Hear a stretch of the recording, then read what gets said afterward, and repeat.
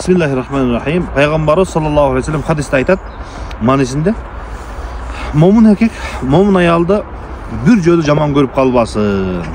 Ошондой эле момун аялдагын эркекти bir жолу жаман көрүп калбасын.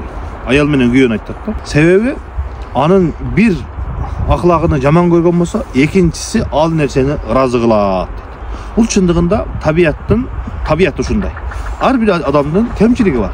Ошондуктан кээ-бирки жанагы акылдуулардын сөзүн угуп алып, кээ-бирки аялдар, кээ-бирки эркектер менин күйөөм ушул мага бир жерде көңүл бурбай койду, же болбосо мага белек бербей койду деп bir жерин алат дагы, анын башка жакшылыктарын четке кагып, ынтымакта турган үй бүлөнүн бузулганга себеп болуп калып жатышат.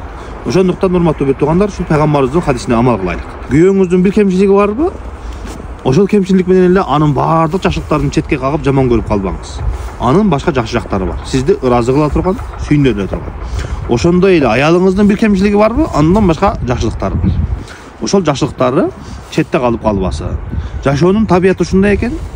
Кээде жыгылабыз, кээде аксайбыз, кээде турабыз, кээде адашабыз. Бирок жашоонун табияты, кызыгы ошону менен бирге экен. Ошондуктан урматтуу бир туугандар, жашоонун табиятынан чыкпайлык, ар бирибиздин кемчилигибизди туура кабыл алайлык дагы.